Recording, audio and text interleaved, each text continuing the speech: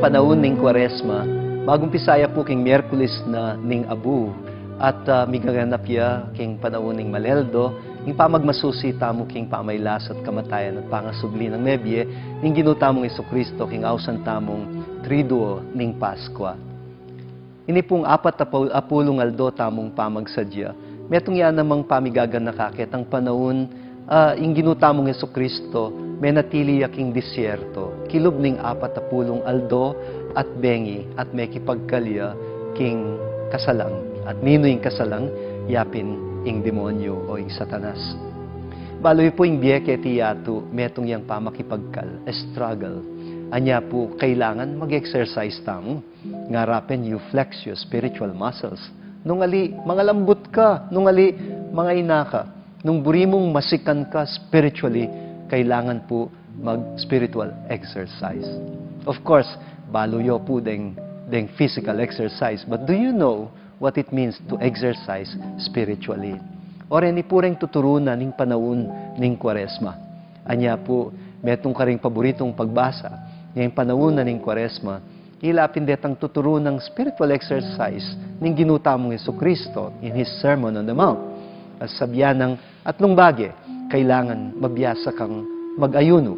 Kadwa, kailangan mabiyasa kang manalangin. Katlo, kailangan magbiyasa kang maglimos.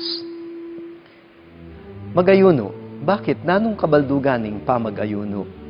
Ing pamag-ayuno, eneman po pamag-diet para karetang bisang taba. Ne po. Eya po fasting ita. Aliwa po iting awsan tamong pamag-ayuno. Ing pamag-ayuno, tungkol yaking pamangawat, pamamigil. Karing kaya katamong sariling kapagnasan at imbut. Huling maralas po, masasambot tamo, kening labanan ay ni. Karina katamo balong pamyalungan ning demonyo.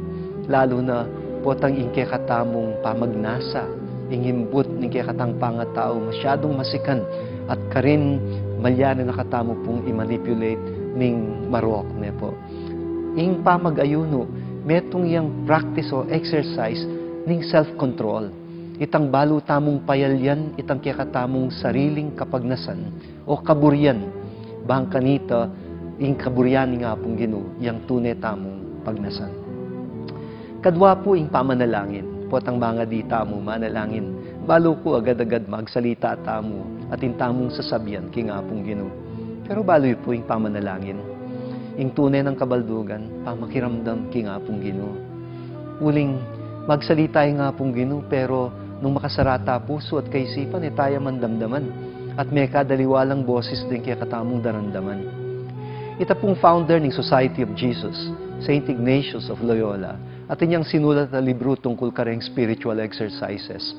At tagpang kayo, metong kareng kailangan tamong kailangan king biyatamo, yapin po yung discernment, pamangilatis, at magaganap yan ni king kakatamong panalangin.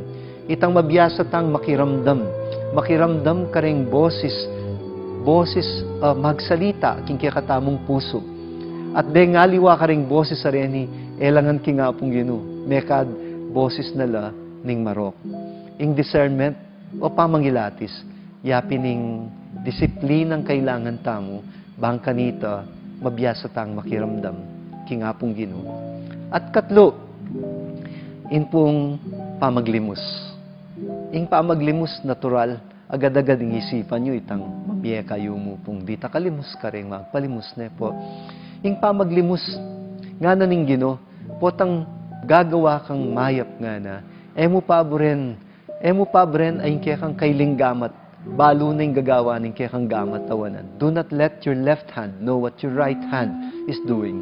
Nanong buri ng sabyan nita? Yung pong buri ng sabyan, potang mamye ka, kababye kondisyon. Wari po, neng kay, babye yung gamat mong wanan, pero manenayan emang kumabit yung gamat mong kaili. Ali nga na. Pag-aralan mong mamye, agyang karetang taong alang silbi kaya ka, agyang karetang taong alang ay bayad o ay sukli, ketang kayapan agagawan mo para karela. At isto nga gawa mo ini, sikan ka, kaladwa nga nawari. O reti po, ding pamagpasikan, king kaya katamong espiritu o kaladwa, fasting, praying, and almsgiving, ing pamagayuno, pamanalangin, at pamaglimos. Pamanyaw, agyang karetang alang silbi king diatamo, itang pamanyaw, alang kondisyon apaninayan. Subukan niyo po, ilapin po din ireng disiplina. Ilapin din ausan kong spiritual exercise ning panahon ning Kwaresma. Bishop Ambonvit po, pasibayo, mananunasan ng maging tunay ang makabaldugan, yung kaya kayong maleldo, at aranasan niya po sana yung tunay ng pangasupling media ng Ibutamang Jesucristo.